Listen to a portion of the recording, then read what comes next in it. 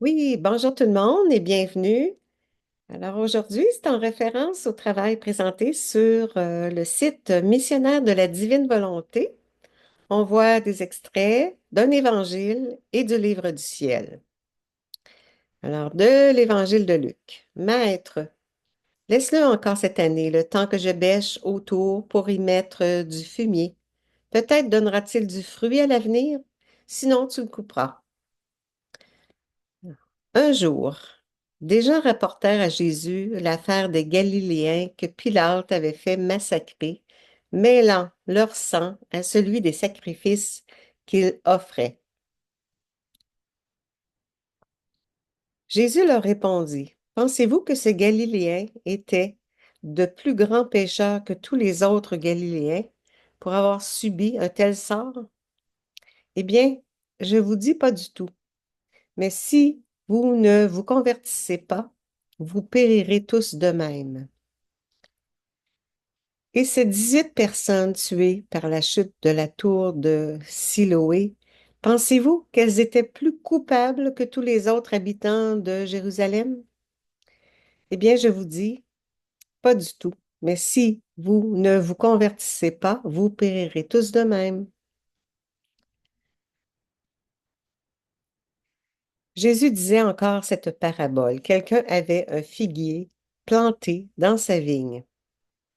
Il vint chercher du fruit sur ce figuier et n'en trouva pas. Il dit alors à son vigneron, voilà 3 ans que je viens chercher du fruit sur ce figuier et je n'en trouve pas. Coupe-le. À quoi bon le laisser épuiser le sol? Mais le vigneron lui répondit, Maître, laisse-le encore cette année, le temps que je bêche autour pour y mettre du fumier. Peut-être donnera-t-il du fruit à l'avenir, sinon tu le couperas. Alors, en référence au livre du ciel au tome 11, un arbre qui ne fait rien d'autre que de voler le fermier qui bêche péniblement le sol autour de lui. Ma fille, l'âme qui ne fait pas ma volonté n'a pas raison de vivre sur la terre. Sa vie est sans signification et sans but. Elle est comme un arbre incapable de donner du fruit ou qui, au mieux, donne des fruits empoisonnés, qui l'empoisonne elle-même et empoisonne ceux qui risquent imprudemment d'en manger. Un arbre qui ne fait rien d'autre que de voler le fermier qui bêche péniblement le sol autour de lui. Ainsi, l'âme qui ne fait pas ma volonté se maintient dans l'attitude de me voler, et ses vols se transforment en poison. Elle me vole les fruits de la création, de la rédemption et de la sanctification. Elle me vole la lumière du soleil, la nourriture qu'elle prend, l'air qu'elle respire, l'eau qui étanche sa soif, le feu qui la réchauffe et le sol qu'elle foule. Car tout cela appartient aux âmes qui font ma volonté. Tout ce qui m'appartient appartient à ces âmes. L'âme qui ne fait pas ma volonté n'a pas de droit.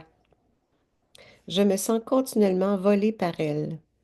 Elle doit être considérée comme une étrangère indésirable et conséquemment, elle doit être enchaînée et jetée dans la prison la plus obscure. Ayant dit cela, Jésus disparut comme l'éclair.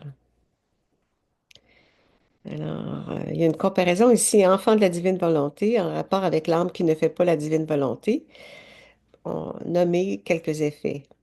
Alors, enfant de la divine volonté, héritier, devient héritier, roi et reine, ouvre les portes du ciel. Chaque acte est une fête, des soleils et des mélodies célestes. La gloire, la splendeur et les prodiges pour cette âme, c'est le symbole de la résurrection, en référence aussi au tome 18 et au tome 12 du livre du ciel. Et ici, l'âme qui ne fait pas la divine volonté, les effets, c'est qu'aucune raison de vivre sur la terre, n'a aucune signification au but, ne produisent aucun fruit et d'autres que des fruits empoisonnés. Ces âmes, ce sont des voleuses. C'est une étrangère indésirable et qui doit être traitée comme telle. Alors prions. Oui, ô adorable Jésus, je prends votre désir d'œuvrer uniquement dans votre divine volonté. Vous pourrez ainsi trouver le contentement que vous désirez et ce depuis toute éternité. Je prononce mon fiat dans votre volonté, au nom de tous et de toutes les générations. Avec maman et Louisa, je m'épanche sur votre cœur très aimant pour vous apporter consolation par cet acte fait avec votre vouloir.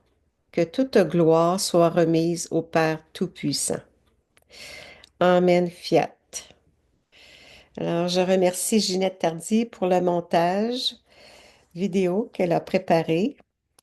Puis, je vous dis, soyez bénis, tous bénis. Passez une belle semaine.